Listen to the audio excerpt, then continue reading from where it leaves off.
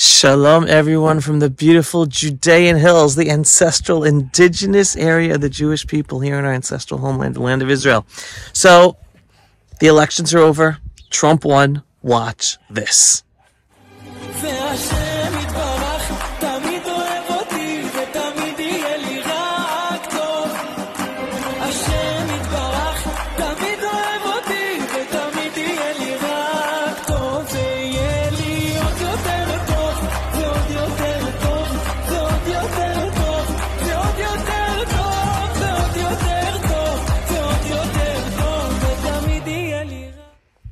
Unbelievable. Unbelievable. Now, for me, that video, more than Trump dancing, right, showing how he won, it's the music and the message that I wrote on that video. The music is basically being thankful to God and saying that things will be good and things will be better. It's all in our brains, it's all in our hearts, it's all in our connection to the one above. And that's the final message of that video, the message I put below it. Ultimately, it's the one above who's in charge. It's the one above that gives us life to breathe every morning. And everything, who wins, who loses, regardless of what happens, the way we live life, we're not the deciders of what happens. We're the deciders of how we react to what happens. Whether good things or bad things, it's always remembering that He is in charge. And never forget that. Never forget that. That's why we have to strengthen our faith.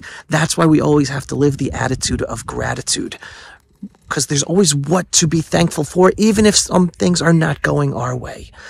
But ultimately, I want to touch upon the elections of Donald Trump and how it connects to Israel.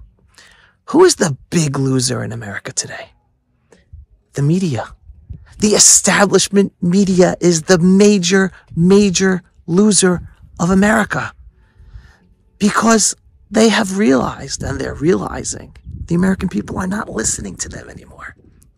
Now, I've been talking to you for years, back when Trump was president in his first candidacy, that Trump, Netanyahu, America, Israel, the elites, the courts, the media, it's the same story.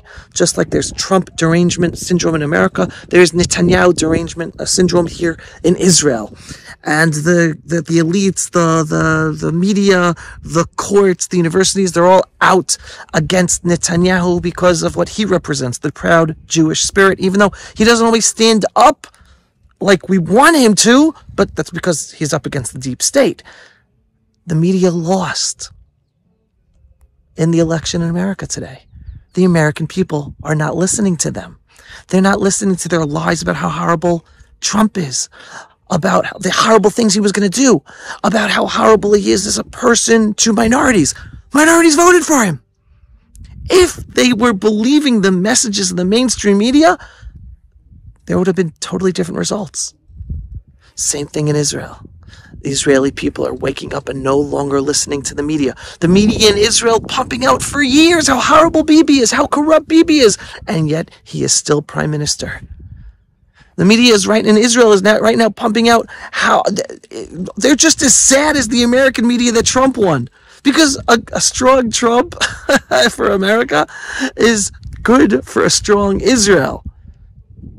And Netanyahu and Trump can work together and do unbelievable things for the Jewish state of Israel to strengthen us. Hopefully within these next 4 years, we're going to have sovereignty finally in our ancestral homeland in Judea and Samaria. I would like to believe in Gaza as well. Maybe South Lebanon. Maybe. But that's dreaming a little more. But definitely, hopefully they'll be working together for sovereignty in Judea and Samaria finally. Why do I think this and why do I have real hope that this will happen? Because one of the closest Jews to President Donald Trump is his former ambassador to Israel, David Friedman. And David Friedman is now pushing a plan for Israel to have sovereignty in Judea and Samaria, where the Arabs in Judea and Samaria, and I'd like to believe only those who believe that they can live in peace with us and not those who support killing us because they shouldn't be living here. But in any case, David Friedman's plan is that the Arabs in Judea and Samaria be treated in a sense like Puerto Ricans are treated who live in Puerto Rico. They live in America, and they get the rights of Americans, but they don't vote for American politics. He says, if it's able to be in Puerto Rico, why can't it be here in Judea and Samaria? So David Friedman is pushing the plan for sovereignty in Judea and Samaria. Hopefully within these next 4 years, we're finally going to have full sovereignty for Israel and Judea and Samaria, our ancestral biblical homelands, and not the crazy situation it is today, which I'm not going to get into right now. But we're not sovereign here, even though we have close to 1 million Jews that live in Judea and Samaria, including all of the Jerusalem areas that people consider Judea and Samaria.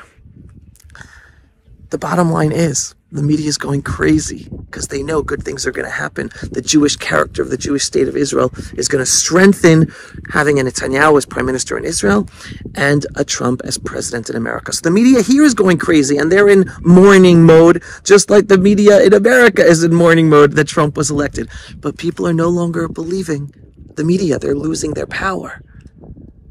And it's not just the media that's losing the power. In Israel, we're seeing that the courts are going crazy. The courts are making up things, right? In Israel, okay? I haven't talked about this issue yet. I'm going to go into it in detail next week.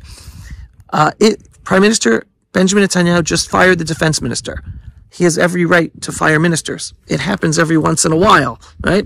Legal right of a prime minister, just like a president in America, to fire a minister, right? Or America, it's a cabinet member. Guess what?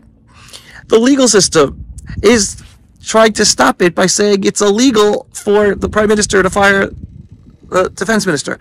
No, there's no law. They're making stuff up, and they're making it into a legal issue where there's no legal issue. Little by little, more and more people in Israel are waking up and realizing that the legal system, the Supreme Court, the attorney generals, they just make up their own rules. And they're the ones going against the law.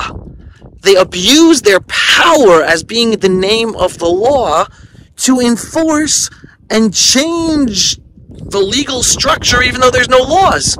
So let them try to stop Netanyahu from firing the defense minister. And I'll tell you exactly about that again next week, why it was the right thing to do. And about the craziness that the left are going through, trying to scream about it and go to the streets and calling Bibi Netanyahu a traitor for doing it, and that he's destroying the country and he's becoming a dictator. Insane. Sound familiar to you in America of how they treat Trump? Exactly. But the masses in Israel are starting to no longer listen and trust the media in Israel, just like the elections in America have proven that the masses no longer are listening and trusting the mainstream media there. It's the same process. The same process. So folks, be happy. I don't want you to be happy because Trump was elected. I want you to be happy because God is in charge. And with God in charge right now, Trump was elected. Just like I was telling you when Biden was elected, be happy because God is in charge, even though Biden was elected. Right? Our happiness is not dependent upon this or that happens in our lives. Definitely not things that we have no control over. Our happiness is dependent upon our own internal belief system and feelings and decisions of how to react to what's going on in our lives and to the world around us. So be happy because God above is in charge. And God loves you. He loves us. And it's up to us to make the world a better place. So now in America, with Trump being president, go with it. He's going to try to take on the U.S. government, cut out the fat, cut out the corruption. Go for it. Support it. I'm looking forward to the day that here in Israel, that we have the government, we have the prime minister who's able to do that to Israeli bureaucracy itself. Because the bottom line is this, and this happens in America and in Israel, because right now you have the establishment media in America telling you democracy's dead, right? That's what they say in Israel too, the same exact words. Democracy's dead, Netanyahu's a dictator. Guess what?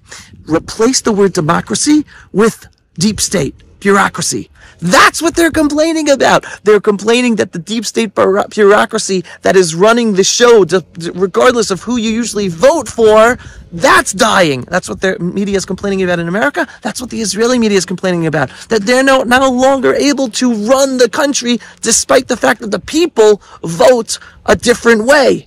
So that's what they're mourning about. That Trump's about to destroy the deep state bureaucracy. So it's not democracy that they care about, because he was democratically elected.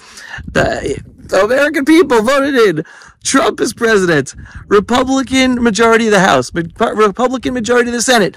Majority, he got the popular vote. He got minorities to vote for him like no other Republican president ever. They're saying democracy's dead? No, no, no. Democracy's alive and well.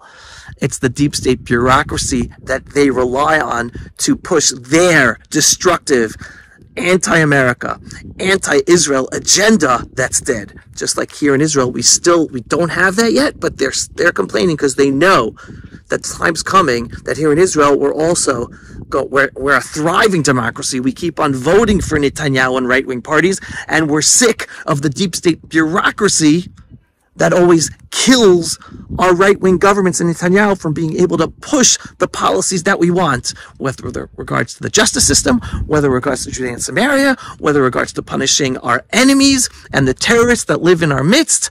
They know that we are on the path to destroy that deep state democracy and allow democracy to live and thrive in Israel, just like Trump's about to make it happen in America. Am Yisrael Chai, folks. Signing off from the beautiful Judean hills in our ancestral homeland. If you are not yet a subscriber to the Pulse of Israel for my daily, belief-based, inspiring, politically incorrect truth about Israel, the Jewish people, and the freedom-loving world, what are you waiting for? Sign up on pulseofisrael.com. And yes, we are a donor-based operation. We need your donations because we're heavily censored on social media and shadow banned. It's thanks to your donations that we're able to do our work and get our videos seen, and we want it to get seen by more people, so we need more donations. And that's where you come in. So thank you very much. And Shabbat Shalom from the ancestral homeland of the Jewish people. Thanks for watching, everyone. Shalom. Pulse of Israel, frontline videos from the Holy Land. Support our work by donating today.